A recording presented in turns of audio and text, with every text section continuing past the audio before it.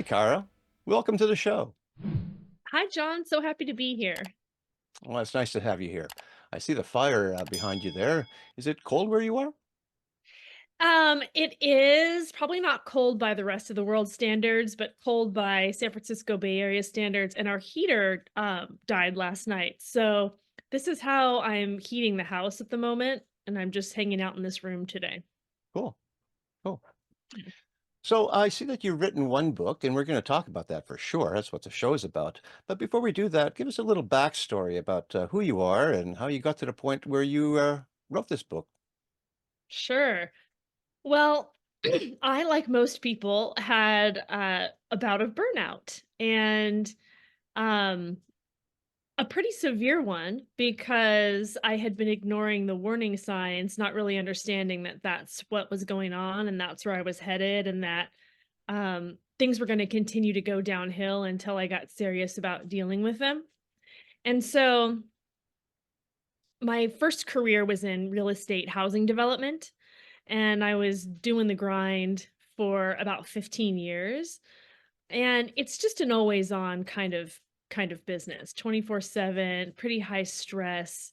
And I was also raising a family and, trying to maintain relationships with my spouse and other people and kind of trying to have a life on the side, and you know how that goes.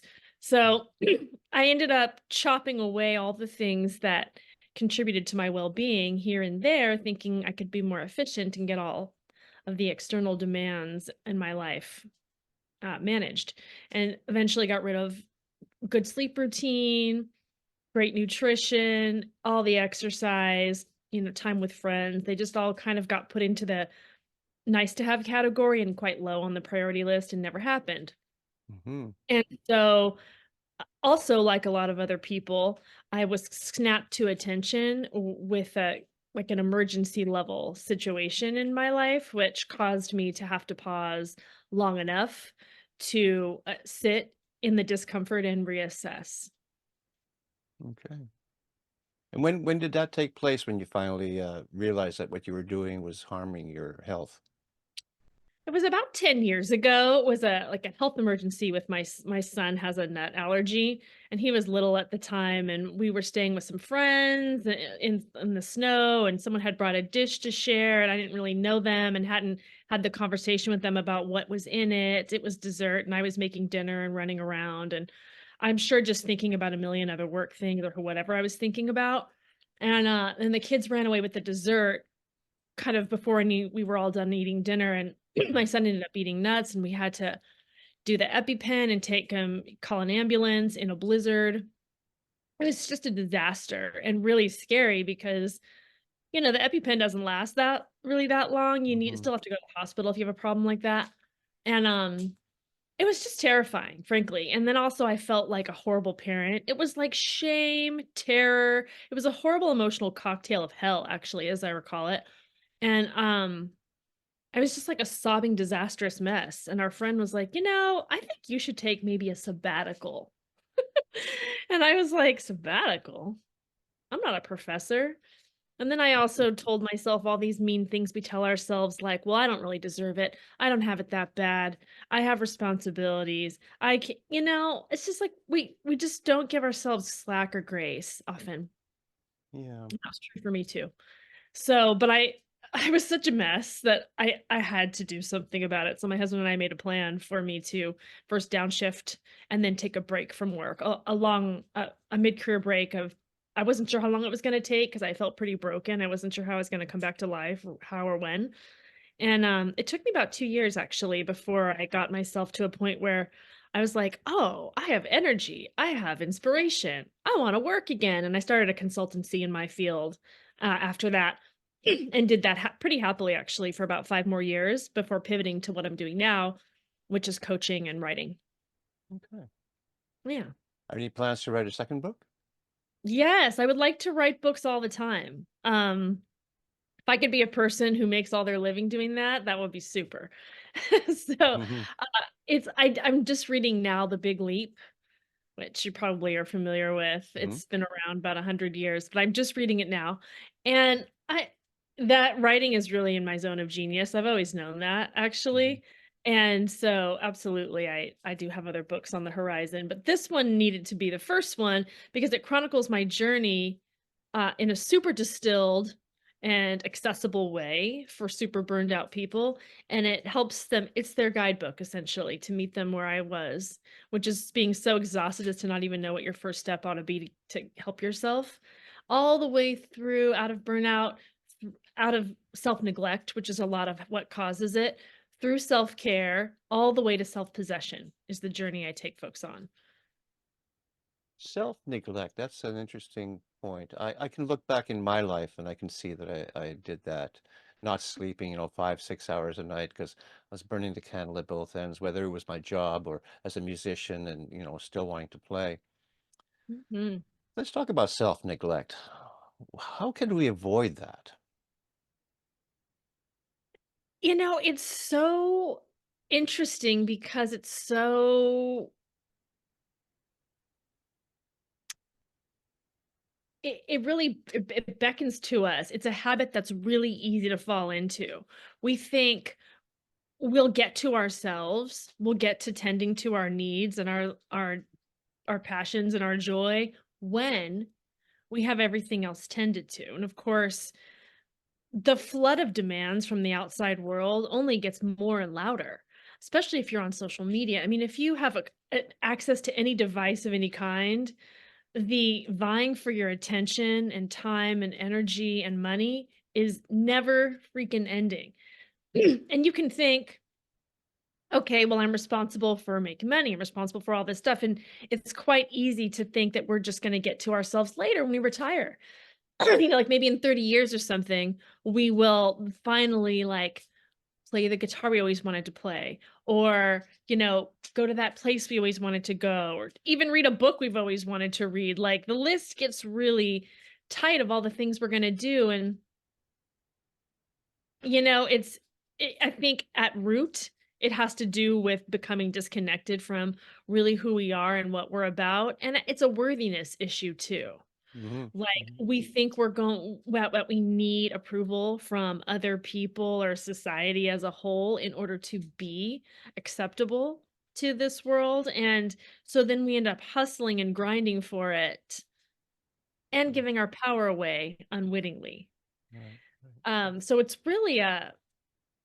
is a real one-way ticket to burnout and mental health problems, physical health problems. And a lot of us don't notice the damage like I did until something really significant happens. Yeah, I'm with you there. I'm originally from Europe. I grew up in Montreal and then I moved to Toronto where I lived for 40 years. And Toronto is so much like an American city itself. And I spent a lot of time in the United States, a lot of friends I have down there, and I always enjoy the United States. Do you think that perhaps our culture here in North America, and I include Canada in this, is geared towards success oriented? We got to push and push and, pull ourselves up by our own bootstraps and we got to make everything happen, which is a good message, but pushed to its extreme, can that lead to burnout? Yes, I love that question, and I talk about the 2 culture culprits that are behind this, the hustle and grind, and it's absolutely it's completely woven in our cultures, 100%. Work first, status first, external markers of success first. This notion that success means one thing, it's your job title, it's the amount of money that you make, it's the car you drive, it's the zip code you live in, and that yes, that there's no downside to pushing and hustling, which most of us of a certain age have learned by force of nature that there are absolutely limits. And in Hmm. fact, we hit a point of diminishing returns. And Yeah. that's really one of the points I'm making in the book too, is that more is not more. More is not always better. More can sometimes be really worse. Sometimes the best ideas and solutions come to us when we just stop. When we stop trying to bang our heads against that same freaking wall and assuming that if we just push harder and harder, we can forcing our way on life. Yes, we should work hard. Yes, we should be disciplined and have all those great character traits. But as you said, anything taken to extreme is absolutely unhealthy. Mhm. And it causes us to neglect ourselves and really betray ourselves because we lose touch with our own sense of what even matters in life. Are we using our gifts? What's our purpose? Who are the people that matter the most? Are the things that we claim to care about the things that we spend our time and energy on or not? And those are reflection points that just blow right out the window when we get stuck in this hustle cycle. Yeah. Now, in your book, you say you talk mainly about your own journey, and hope I imagine that you may be wanting to extend that into other people reading it and being able to identify with some of the things you went through and see that in their life. So, is this kind of like a self-help book as well?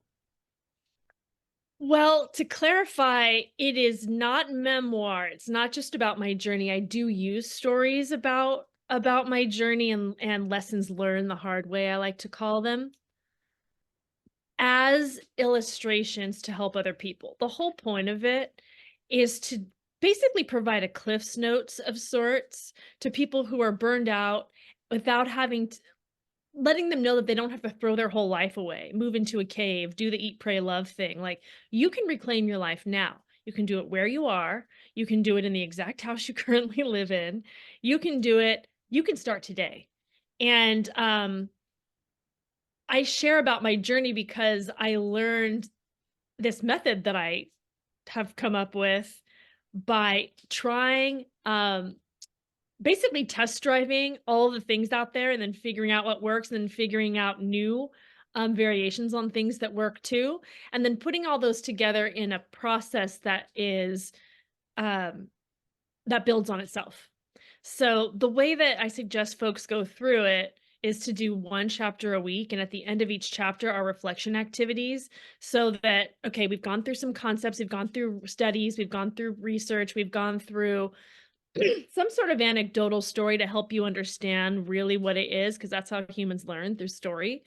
And then at the end, there's questions that help you then apply it in meaningful ways to you, Hmm. right? Because it's not who gives a hoot ultimately about, what I did. I mean, I care, but really it's ultimately about how can these learnings be made accessible in the most um direct, brief, straightforward, and fun and friendly kind of way so that you're going through it and you're like, oh, this person's on my team. They understand where I'm coming from. I can do this. Awesome. And it's not hours and years of homework. It's just a few reflection questions that you're going to do and then start applying things to your life. And it leads to shifts, mindset shifts, habit shifts, vision shifts, um, ultimately and behavioral shifts that then become hopefully permanent. So you don't just have this mini retreat with the book and then go back to your life of burnout Hmm. hell. Sure. You actually have made a shift that you can feel like is transformational to you that you carry with you now. Because let's face it, there's not one single one of us that's just going to stop having stressors and things that happen in our lives that shake us at our core. It's just going to happen. But when we have a really solid foundation of self-possession, we're able to manage those things. We're able to be very clear on what we're about and make decisions about how to spend our time, money, and whatever very, very intentionally, and that is what helps keep us from going down the rabbit hole of burnout again. Yeah. Yeah. Do you see a difference between a woman burning out versus a man burning out in our culture?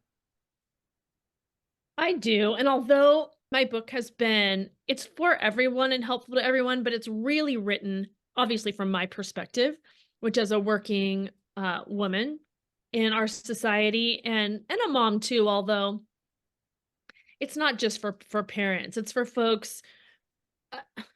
It was mainly aimed at mid-career women who've been doing this grind all of these years, and for women specifically, in my experience, I may be able to speak to that pretty well. There's this really pretty impossible set of expectations that you do two full-time jobs in the time and for the price of one. And the two full-time jobs are paid and domestic realm. So you're often at work, you're off in the paid realm, and then it's expected that you then do all the domestic realm stuff too. You volunteer in the community. You're the first one organizing stuff at your, church or community center. You're doing pretty much all of the domestic planning around your household. Now, of course, a lot of couples, and I have with my husband, set up, ways to share this stuff, but the way society views it and lays expectations, if women don't do all of it and perfectly and gratefully and beautifully, they're not good enough, and of course, it's impossible to do it.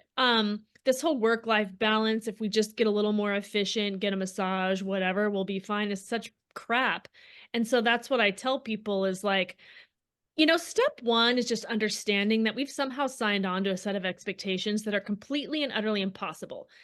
So, when we know that, we can release the feeling of shame, of failure, of all those horrible feelings that come up when you feel like you're failing at all the things that you're doing, you're not doing any of them very well. And it's not because of me, and it's because of the fact that it was never possible. So that's a really good starting point because then we say, "Oh, Mm. okay, cool. Throw it all in the bin and let's start over from the beginning. And let's really think and talk about what's most important to us." And so that one of the journeys we go through is boundary setting on our schedules and otherwise to really make sure that the things that get our time, attention, and everything else um, are things that we choose to put there and not things that get shoved onto there and then we're sort of trying to fight them off and not knowing really how to do that. I do think this is like shifting as we progress as a society, but I'm sure you've read all this, the studies, if a man does stuff around the house, he's like so helpful as though you're helping living doing your own life. Or Whereas if babysitting women your own children. yes. Oh, if I hear that, I might actually my brain will explode if I hear that. That's Like, terrible. this notion is so insanely maddening, right? Because Yeah. you're not helping. You live here. You're a Mhm. partner, right? And frankly, that goes for older children too. I have teens now. And like, folks, everybody pitches in. We all live here. We're all part of this community of this house. Yeah, we used to call it chores. Yeah, well, Yeah, we just do it, and it's not yeah. even because and I just tell them it's called I once made during COVID, it wasn't called a chore chart, it was called a life chart, because these are all the things you're gonna be doing for the rest of your life, Mhm. up and until you make enough money to hire it all out, if that's what you Alright, yeah. do. But for now, you're unloading the dishwasher, you're taking the trash out, you're vacuuming the thing, you're doing your own laundry, like, these are just things we have to Mhm. do as people. Yeah, Like, yeah. and I want them to see that I have a girl and a boy, when they go off into their lives that, like, no one's here just to there's no fairy godmother cleaning up after you all the time. You gotta do the things, Yeah. and you're just being a part of you're being a partner in your Yeah. household when you do so.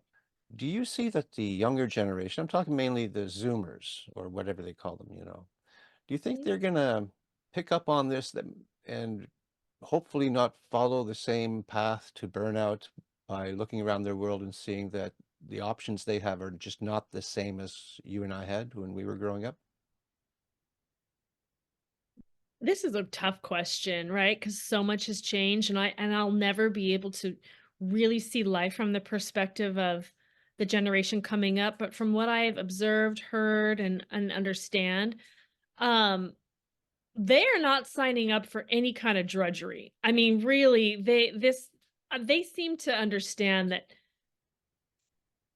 you're this loyalty used to kinda go this wasn't even true for my generation, but loyalty would kinda go both ways. You'd work at a job, you'd be there your whole life, but they would kinda be there for you too. You'd get a retirement account.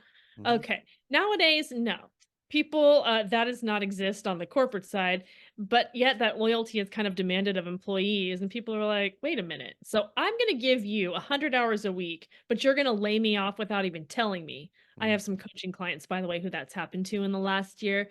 They just were not even told they don't work there anymore. They just couldn't get in their email one day or into their office. They were just literally locked out. I mean, what kind of inhumanity? That's a whole side discussion, but I think this next generation has different expectations. They're looking for purpose in their work. They're expecting to have some alignment in what they care about and what they do. Um, I think young women are definitely much more hip to this notion of like having Mhm. kids might mean that you have an impossible set of expectations put upon you that then you have to spend the next bunch of years smacking back Mhm. and charting your own course in order to be empowered and to make good healthy choices for yourself. Um, and in fact, one of the statistics that's coming out of this is that people from at least our parts of the world are having kids less because they see how freaking hard it is. I mean, American culture does not support parenthood at all. There's really there's no paid leave really. We're Mhm. like behind the rest of the world on all that stuff, and so it is a time in your life that's already full of transition and is challenging is made 5,000 times harder because of Yeah. that, and then we wonder as a society why people are not wanting to go there, you know? So, I think it's gonna be interesting to see how this next generation helps to shape where we go by their adjusted expectations and by if enough people decide that they're not gonna buy into a certain paradigm, it eventually does have to shift. Yeah. Yeah. Interesting So it'd point. be Yeah. interesting to see. Yeah. Yeah. Hope I live long enough to be able to see some of those changes because the youth is always our future, and Me too. I Me too. absolutely support the young people. So, when did this book get published first?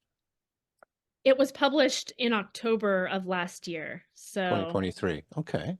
Yeah. several Okay. months. And how are sales doing?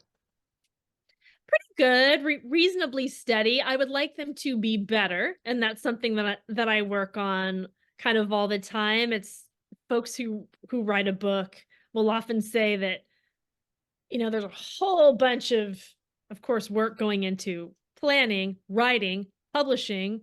Woohoo! But then, of course, you're not done. You've just birthed like a new baby into this world who now needs tending. Hmm. And you need to spend now a Right. good, a good amount of time and energy um really doing outreach and promoting it, and which I don't mind because I'm passionate about this topic. I think helping people get out of burnout. Burnout's the epidemic of our time. 89% of Americans reported being in it last year. 89%, that is Oh, crazy, wow. right? So that's everybody basically. Yeah. If I can help even a small percentage of those people to really reclaim their lives and set themselves on a course that feels meaningful, purposeful, joyful, all those more connected to them. I mean, that is the absolute success and gift. And so I'm doing, workshops and speaking things and Great. book clubs and all sorts of fun stuff to share the insights of the book with the world. Good. Good. So, after this book, you have plans to write more. What would be the topics of interest for you to write about? I have a column that I write called Dear Glinda. It's called Career Advice and Inspiration for Powerful Souls Like You. And it talks about how shifting our perspective and using self possession and our own inherent power, tapping into that, can help us really transform and shift how we show up in work and in our lives just by using what we already have inside of us. And so it's like an advice column kind of, and so people will write in with questions, and then I'll write a response. Sometimes I'll just write a dear readers if I Hmm. have topics that I know are out there in the world or coming up with my clients a bunch that feel broad enough that they would help my readers to add perspective or strategies or tools to their toolbox. And so the next one I think I'm going to write is like a an edited compilation of, like, the greatest hits where it would be, like, 1 per week, so, like, the Okay. top 52, Okay. and it would be like a career coach in your pocket kind of thing, and Yeah. life coach, frankly, because let's face it, all of us work, but all of us are also just people, Yeah. And whatever it is that's going on that's keep holding us back in our personal life is impacting our work life and vice versa. Mhm. Mm. So when we make good shifts in one department, it impacts the other. Yeah. Sounds like you have your theme figured out. You're not thinking about switching over to fiction anytime soon. That's not on my radar, although maybe in a future time. Hmm. It's funny, like I've read Stephen King's On Writing, the classic. Yeah. And I love how he talks about how this once you get going and into it, the stories write themselves, quote, in some way because they kind of just evolve and develop. That sounds like a really cool journey to Yeah. embark upon, and I've not one I have any experience with yet, but maybe. So you have a website, I noticed. You want to talk about that? Yeah, so it's my name, carahouser.com, Carahouser, and it's on there you can connect with me, you can subscribe to my column, my newsletter. I've got a bunch of free goodies on there, like a burnout book club that's free for subscribers, and a reflection activities workbook that it's a free PDF that you can print out and goes along with the book. So it's essentially it has compiled all those activities I talked about in one spot so you can print it out and do them and kind of keep yourself organized.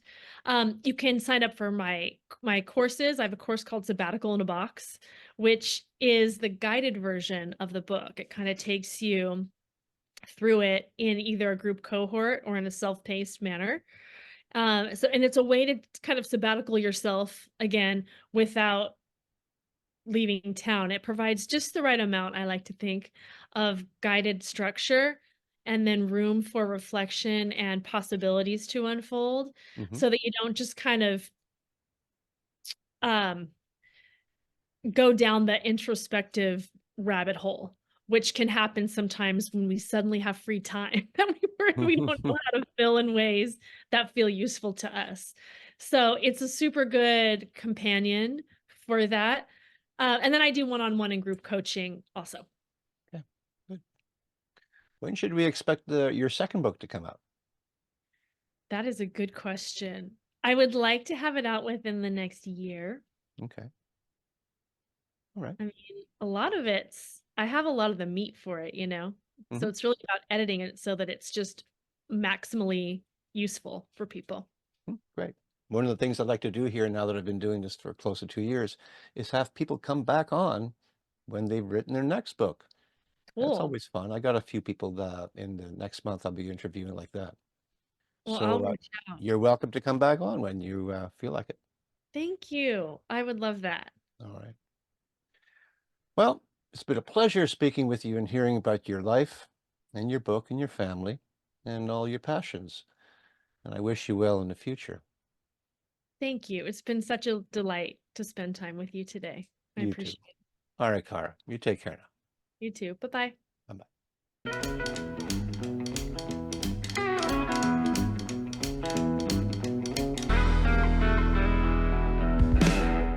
Thank you for watching. If you like what I do here on Tell Me About Your Book, then please consider hitting that like button and leaving a comment. You can also subscribe and ring that bell because I release 2 episodes per week, one on Wednesdays and one on Saturdays. And if you are an author, I would love to hear from you. Until such time, keep on writing and be kind to one another.